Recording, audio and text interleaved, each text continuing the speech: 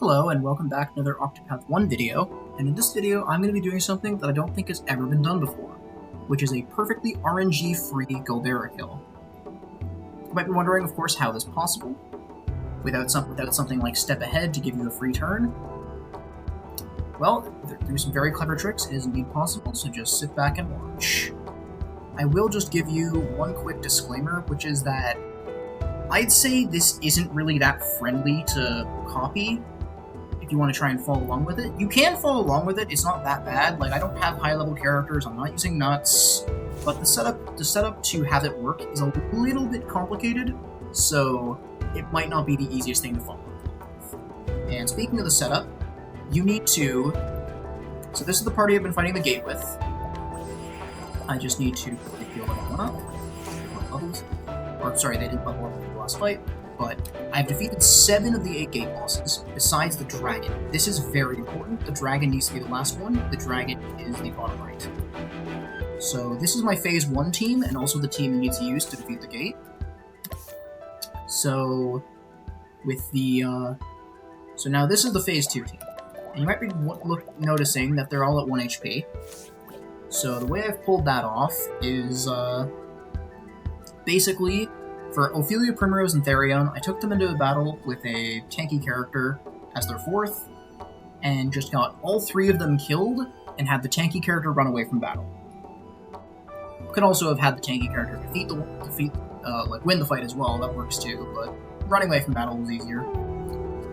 And then I can just revive them on 1 HP, and bada bing bada boom, you have 3 1 HP characters.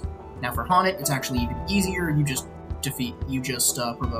provoke an enemy, or just provoke an NPC and lose, and that'll set you to 1 HP for free.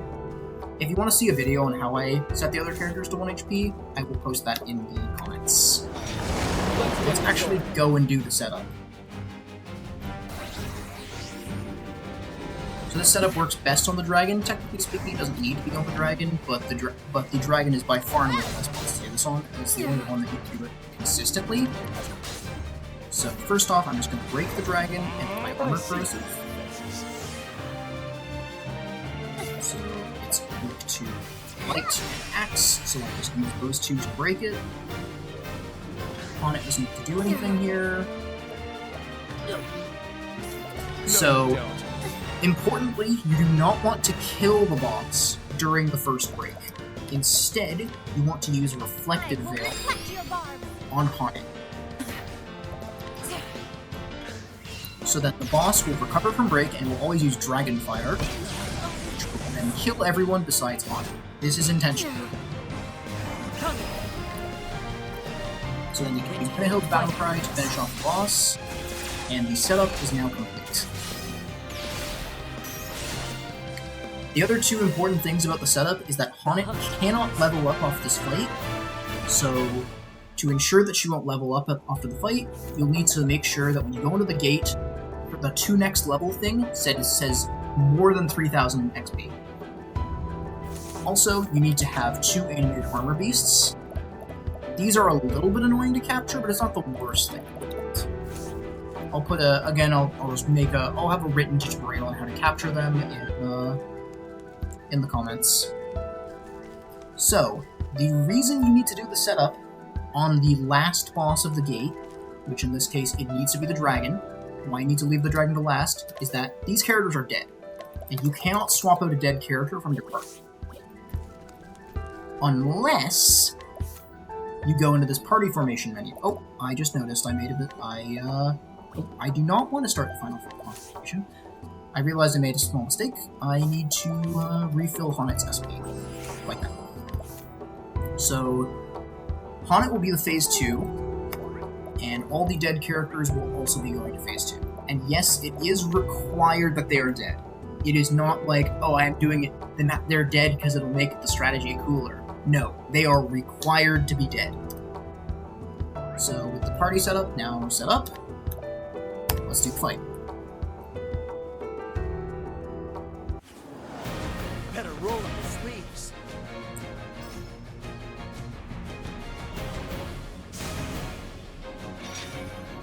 Victory shall be mine. Okay, so Ulbrich's turn 1 action is one of the only things that can vary, but if you do the right thing, you'll always win. So, he has two options. He can either use Insight, or he can use a healing option. So if he's going before the eye, you need to use Insight. So in my case, he's going before the eye, because I can still see the eye has taken a turn. If the eye has already taken a turn, so if I look in the top left, I don't see the eye, I need to use a Healing Great Bunch to heal up the rest of it. So the reason for this Insight is simply that if the boss uses a single target attack, right now if it tried to use one, it would kill if it hits Cyrus with one, it would kill him. But thanks to Insight, it'll use it on Ulbrich instead. So now it's actually getting a fight. So Cyrus will use Transfer Rune, Tressa will defend, and Alphen will use a Concoct, Purifying Dust, and Essence of Pomegranate to give the entire party 2 gain. Now Tressa can full boost a Buck's Conjurer to break the soul and deal good amount of damage to it. Bring it on.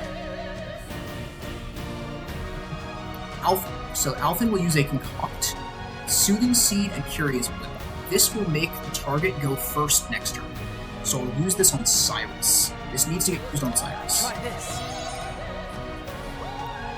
And speaking of Cyrus, he needs to use a single boost and use Wind Break. And the storm's raged.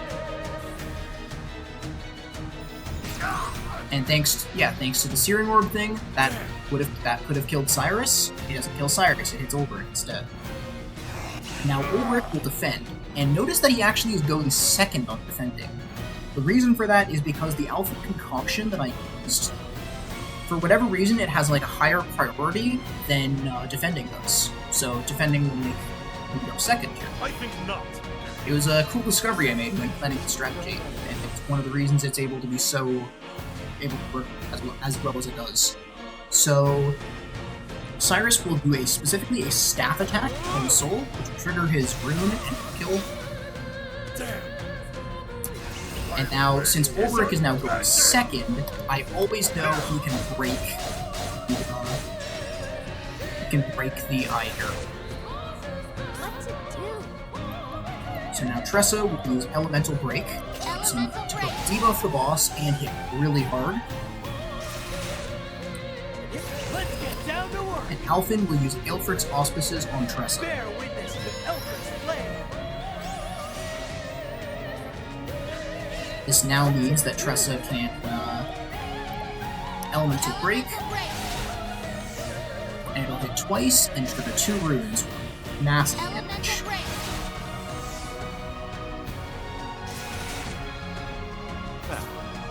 As for if you're curious why I'm using runes instead of sorcerer spells, with the amount of setup I'm able to get in this for this strategy, it actually just does more runes.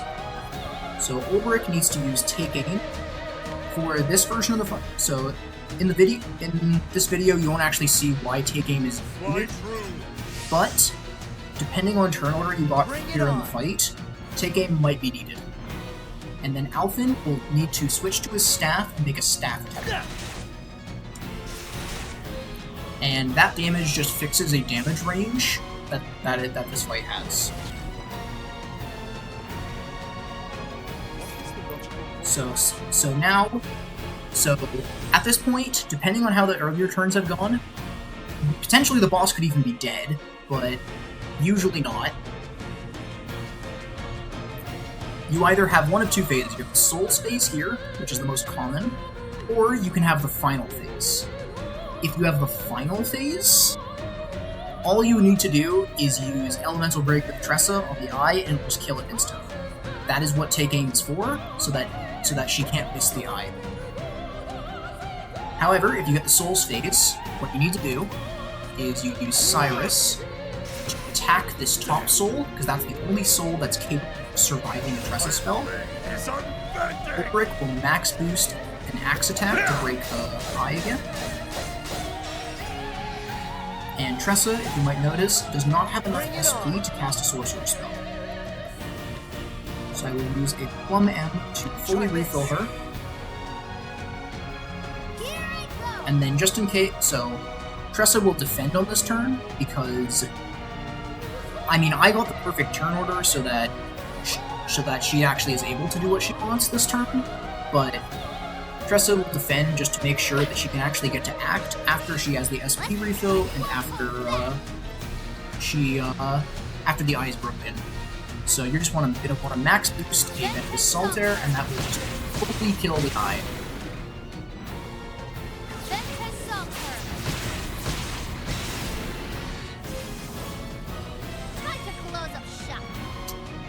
So now comes Phase 2, which is probably the main thing you're curious about. How does Haunted solo Phase 2? And how do dead party members help you? Well, there's a mechanic in this game, and in Octopath 2 as well, but you don't usually see it in Octopath 2 simply because Step Ahead exists. But in every boss fight in the game, you are guaranteed to have one character that acts before the boss. So by having everyone else be dead, that character is guaranteed to be Haunted. So in this case, noted, so Haunted will always go before the boss here. So now, the other advantage is that any random target buffs get applied to Haunted, because there's only one party member alive. So Animated Armor is very broken, because this gives invincibility. So you're going to use one on the turn on the first turn. And since the invincibility is normally random target, but since Haunet's the only one alive, it'll always give the invincibility to Haunted. And now if you're familiar with Octopath 2, you might be wondering why is the invincibility not going away? The answer is because invincibility in Octopath 1 is way more broken than it is in Octopath 2. In Octopath 2, every time you get damaged, you lose invincibility, or at least lose one of your stacks, so it works like sidestep. But in this game, it does not work like sidestep. So, again, while I continue to explain this, you want to use a second animated armor. So you want to start the fight by using Skill. Consume Ether is notably the only move in this fight that will actually pierce through the invincibility. So invincibility can't be buff wiped for some reason, and yeah, it blocks like everything, and it's turn-based, so it's a turn-based buff, so you're just kind of permanently invincible. So, on turn 3, after you've used 2 animated armors, you want to use Runelord Battlecry. And this will kill the boss, so that it can't use Consume Ether on you. I mean, technically speaking, Consume Ether isn't even that big of a deal, because you can just use more animated armors. But I ideally want to minimize the number of animated armors you need. In this fight, you need 6 total uses, which you'll always have by capturing. But you'll always have enough if you capture just 2 of these. So I'm going to use my third animated armor. So you go 2 animated armors, use Battlecry, and then I'm going to use a second animated armor here. Basically, this fight is you do 2 animated armors, then do some other stuff, and then use 2 animated armors, and then do some other stuff. So now, since my SP has been raised, I need to use a medium plum. You always need to use the medium plum regardless of if it, yeah, see, the boss just tried to debuff me, and it didn't work. Because invincibility is broken. If I remember correctly, in the second game, debuff moves that don't do damage can hit you even when you're invincible. Anyway, after you use the plum, now you just want to use Runelord Battlecry, and that'll kill parts.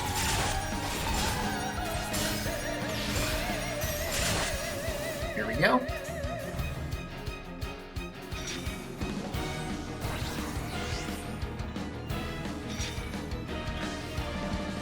Also, sorry for the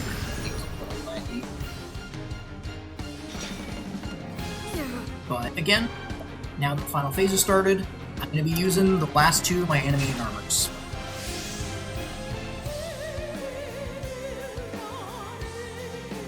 Also, that's kind of funny that if Galdera tries to drain your BP and doesn't actually hit the thing, you get the thing happens. Anyway, use your second animated armor. And that is all the animated armors you need to use in this fight. you catch an animated armor, it will always have 3 uses, so even the worst case, if you get 2 of them that have 3 uses, like I do, you will always only need 2. So now after you use your 2 animated armors, you're going to use a large pomegranate. And then now you can just use Runelord's Battle Cry. This will take a little half of all his health, and then you just need to get one more Runelord's Battle Cry and you win.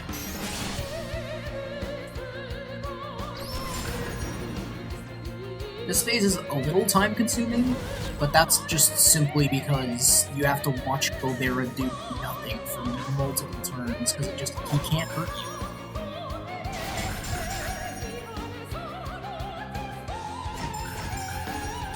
And now, since I still haven't, my invincibility is going to run out next turn, so I need to defend, so I go before the boss, and then I can use one more Runelord's Battle Cry to finish off this.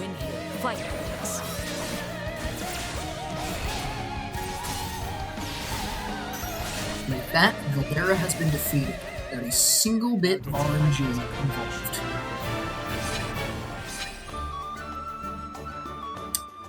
I hope you enjoyed watching, and if you try it yourself, I hope it works out for you.